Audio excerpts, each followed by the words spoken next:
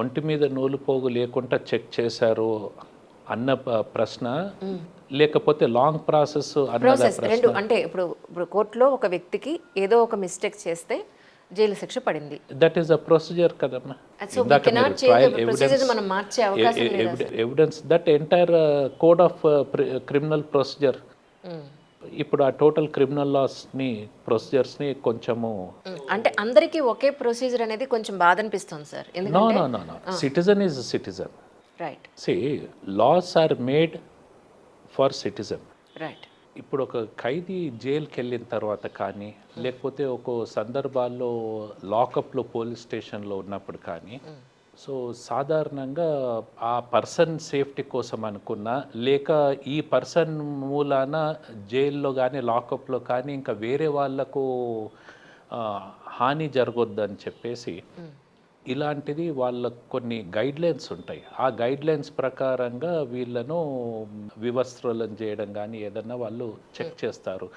లేక వాళ్ళని పొట్టలో ఏమన్నా దాచుకున్నారా ఎక్కడ అన్నట్టుగా లేడీస్ని కానీ ప్రిఫరబ్లీ వీళ్ళతో కూర్చోబెట్టి ఫ్రాక్ జంప్స్ చేయిస్తారు, సో దట్ ఏదన్నా బాడీలో ఉంటే బయట పడిపోవాలని.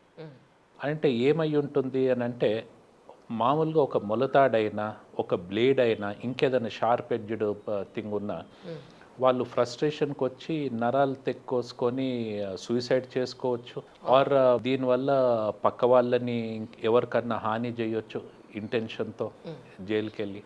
తర్వాత ఒక్కోసారి వీళ్ళ బాడీ మీద ఏదన్నా టాటూ ట్రేడ్ మార్క్ కింద ఒకటే గ్రూప్ మేము అని చెప్పుకోవడానికి అలాంటిది ఏదన్నా ఉన్నా, సో ఆల్రెడీ జైల్లో ఇలాంటిది ఏదైనా ఉన్న వాళ్ళు ఉంటే వీళ్ళని ఐడెంటిఫై చేయడానికి ఒక గ్యాంగ్ ఒక గ్రూప్ అని అట్లా క్రిమినల్స్ది. సో ఇట్లా దేర్ ఆర్ రీజన్స్, అంతే తప్ప వీళ్ళు వచ్చిన వాళ్ళని ఈ రకంగా హింసించాలి ఇన్సల్ట్ చేయాలి అనేది సి ఒక జైలర్కి ఒక అక్యూజ్డ్ జైలుకి వెళ్ళాడంటే that is the first time they are seeing each other, either male or female.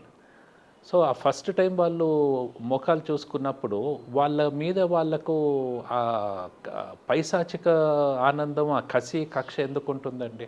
Correct sir. Unless you know each other then only whether you like you don't like అనేది ఉంటుంది. మీతో పరిచయం అయ్యి మీతో if you are not able to travel అని అంటే అక్కడ మనస్పర్ధలు వస్తాయి, గొడవలు జరుగుతాయి. అదే ఏదన్నా మీరు అర్చినా నాకు కోపం వచ్చే అవకాశం ఉంటుంది. అదే దారిన పోయేవాడు బయట రోడ్డు మీద ఏదో అరుచుకుంటూ పోతున్నాడు అని అంటే మనం పట్టించుకోం కదా, మనకు తెలీదు, సంబంధం లేదు, ఎవడో ఏదో అరుస్తున్నాడో అని అంటాం. సో మరి ఆ జైలర్కి కానీ అక్యూజ్డ్ పర్సన్స్కి కన్విక్ట్స్కి కానీ సంబంధమే లేదు కదా.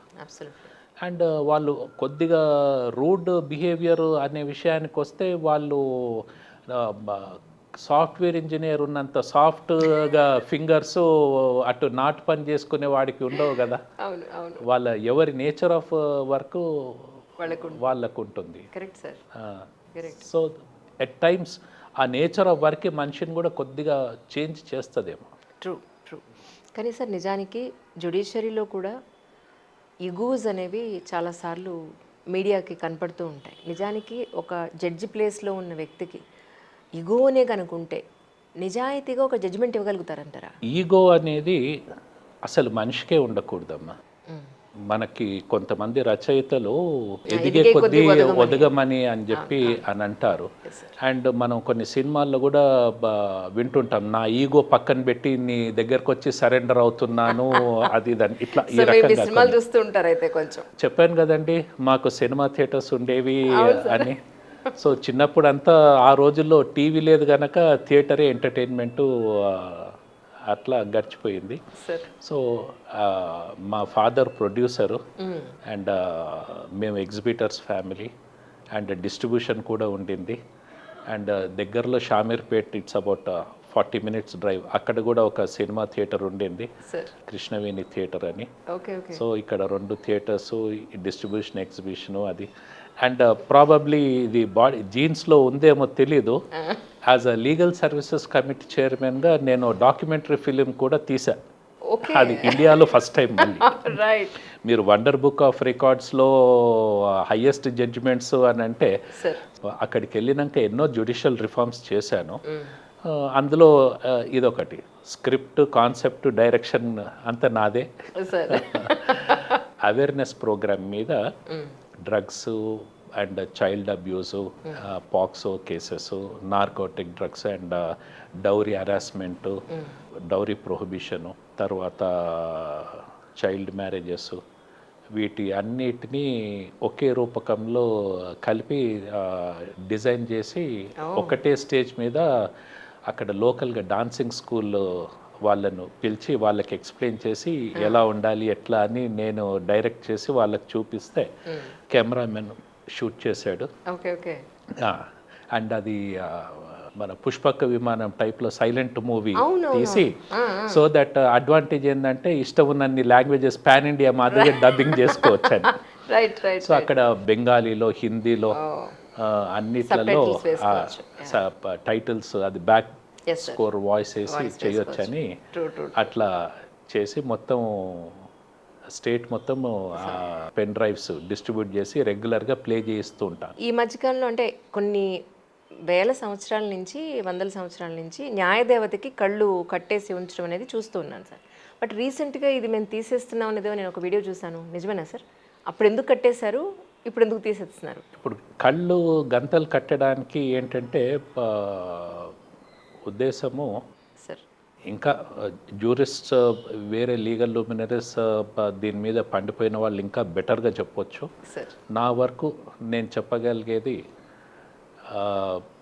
న్యాయదేవతకి కళ్ళు గంతలు కడితే ఆమె ముందు తన పర భేదం లేక అనేది భేదం లేకుండా ఆ చెవులతో విని ఆ ఎవిడెన్స్ని తూకంలో వేసి, సో ఎటు రైట్ ఎటు ఎక్కువ వెయిట్ ఉంది, రైట్, అక్యూజ్డ్ తరఫున లేకపోతే ప్రాసిక్యూషన్ తరఫున, లేక కోర్టుకి భార్యాభర్తలు వచ్చారు, లేక ఫ్యామిలీ ప్రాపర్టీ సెటిల్మెంట్కి వచ్చారు, సో ఎవరి వైపు అనేది అదే తెలుస్తుంది అని చెప్పి.